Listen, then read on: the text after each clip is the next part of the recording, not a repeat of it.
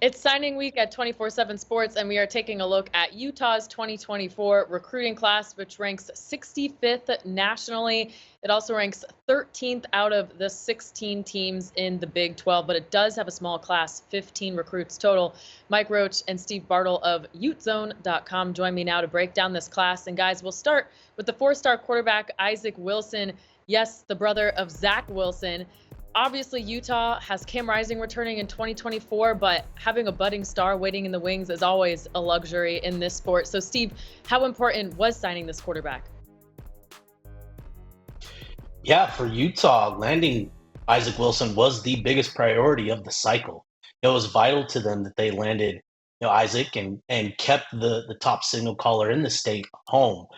So they filled up.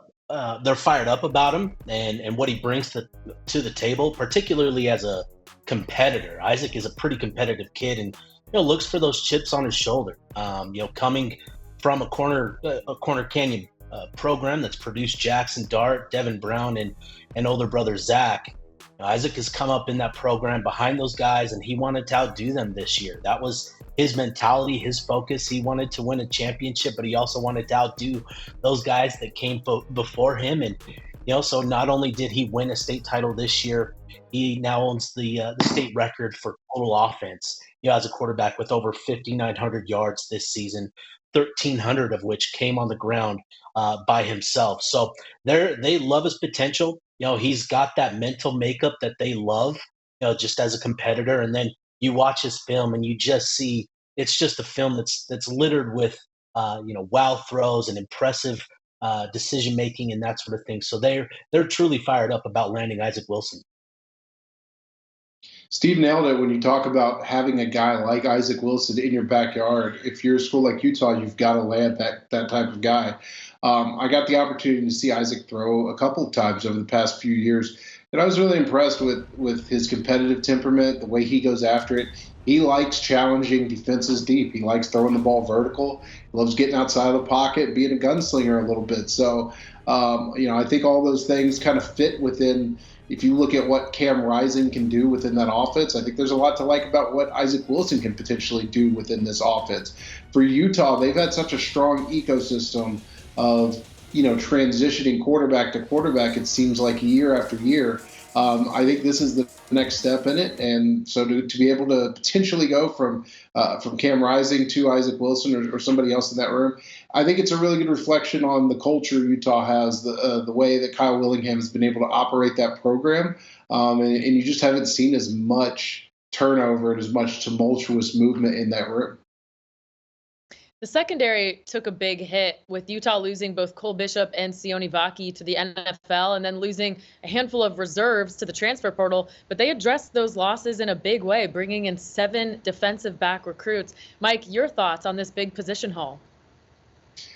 It's becoming more and more important to have depth at the secondary position. With offenses upping the pace around the country, you've got to be able to sub. You've got to be able to have guys that stay fresh, guys who can give you quality reps. And I think it was obviously a big need for that Utah staff to go in and refresh what they had in the defensive back room. I think another big part of that is the move to the Big 12. Traditionally, a passing league, a league that has offenses like you would see in Texas Tech and TCU that will throw the ball at a high rate.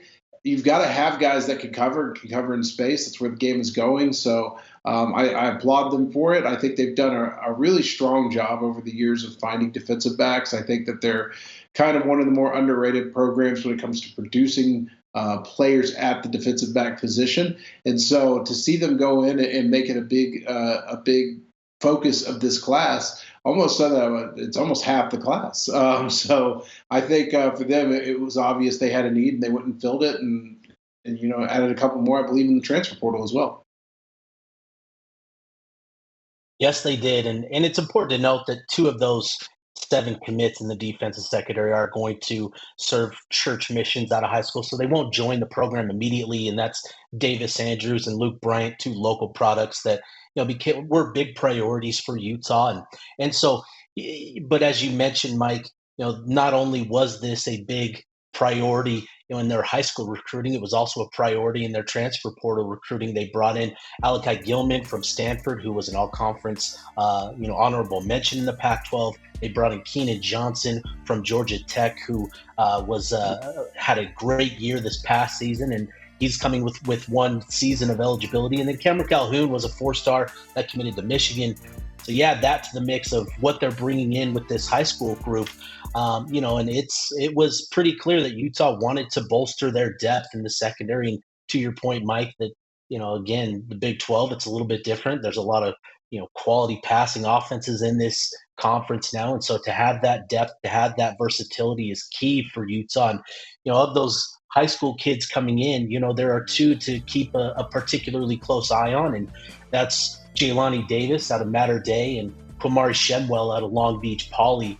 Davis has already enrolled at Utah and is a guy that they feel pretty optimistic can contribute and potentially make an impact next season. Whereas Shemwell is kind of a late bloomer at Long Beach Poly. He didn't commit to the cornerback position until his senior year and had a fantastic season that led to Utah flipping him late in the cycle.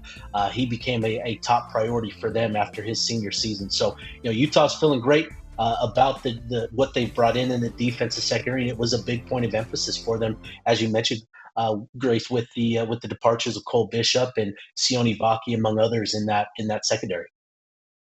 Let's talk about the move to the Big 12. Steve, Utah has always been able to find success in the state of Texas, but how does the move to the Big 12 open more of that state in the surrounding region? Yeah, Texas has always been a big part of Utah's recruiting footprint, and where they want to emphasize their recruiting. They've found a lot of good players out of the state over the years. Texas accounts for roughly 20 to 30% of their class on most years. And so making that move to the Big 12, we're probably going to see that number grow and that presence grow, from the state itself. And what the move to the Big 12 will do, and what we're already starting to see, is open up the territories to them that they haven't recruited, particularly over the last few years. We're seeing offers go to kids from the state of Oklahoma, from Kansas, Arkansas, and Georgia, which Utah's hit here and there, but has never extended the number of offers that they have. I've counted over 25 offers to kids in those states, which is it's new. And so Utah's making it a point to get into those territories, to identify good kids out of those states. They want to expand their footprint in the Big 12 conference and have good representation throughout the footprint there. I think it's the next natural step in Utah's progression. They've been so good at recruiting out west, and their surrounding region, whether it be California, Nevada, or Arizona, and of course the state of Utah. And then I've always said, if Utah offers a kid the state of Texas, I immediately perk up, because they usually find some under the radar guys and turn them into big time players. So they've done well in this area. I think as they move toward this conference, they've got to take advantage of areas where they're going to become more visible. This is a program that's got a great track record when it comes to winning. They got a great track record when it comes to NFL development. They've got a lot to sell. I actually attended a Utah State Championship game a couple of years ago on campus there at their stadium, and told somebody in the press box I was sitting next to that if I was a recruit, I'd probably commit right now looking at this view. I mean, there is a lot to love about Utah, and I think that what they've been able to do under Kyle Whittingham, one of the best coaches in the country, and that coaching staff, that program, everything about it, I think they've got to keep expanding, and they've got to kind of level up a little bit. It's a time with the Pac-12 going away, with a lot of changing dynamics in the Big 12. This is kind of, if you believe that chaos is a ladder, this is time to maybe make a move and level up a little bit. And if you could start adding guys from other parts of the country, places where you weren't traditionally getting in and getting guys from, I think it's a great thing. And so, Utah's got the staff to do it. I think they've got a lot to sell. And I'm excited to see where they go from here now that they'll be more visible in this part of the country. Utah loved playing spoiler in the Pac-12 and made the title game a few times there. How does their track record and style of play set up the Utes to contend for now a Big 12 conference title, Mike? I mean, their track record, I just kind of talked about Kyle Whittingham, but I'm so impressed by the job he's done there. I think that they have, kind of year in and year out been one of the most consistent teams that you know what you're going to get from them. And, you're not going to have to play Oregon and USC and schools like that. And I think that it sets up really well for them. They play a physical style of football. They play really fundamentally sound defense. They do a lot of things that I think in the Big 12 are going to make them very successful. Now, they're going to have a lot of competition there. There's a lot of teams kind of hungry to take the crown. Now that Texas and Oklahoma have left it to become kind of that alpha in the conference. But I think Utah is as well positioned as anybody in that conference race with what they, the way they play, the coaching they have, the athletes they have on that roster, and the style of play, I think, is the most important. That physicality, the way they play on defense, I think sets up really well for them.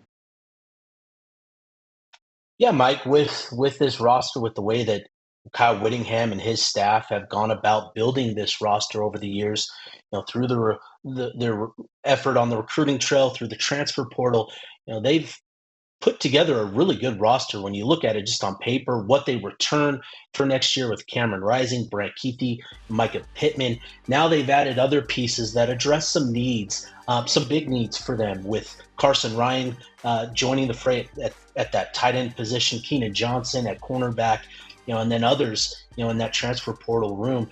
Utah's positioned well in terms of what they have on the roster. With Kyle Whittingham, you know what you're going to get from a coaching perspective.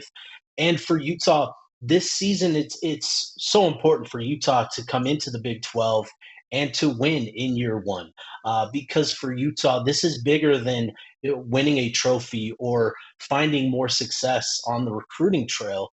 With the way that college athletics is evolving and changing, winning and being in the playoff picture over the next little while, next season, the season after that, however long this goes, it's important for Utah to stay relevant in that conversation, just with, however this sport is going to look in the next 5 to 10 years. It's important for Utah to just continue winning, and with their track record, with what they have on the roster, with just their consistent approach and everything that they do, you can count on Utah to come in and be very competitive in the Big 12 next season.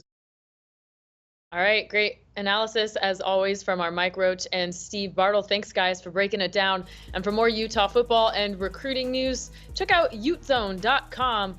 From signing day to the postseason, Steve and our entire staff has got you covered on all things Utes. That's utezone.com.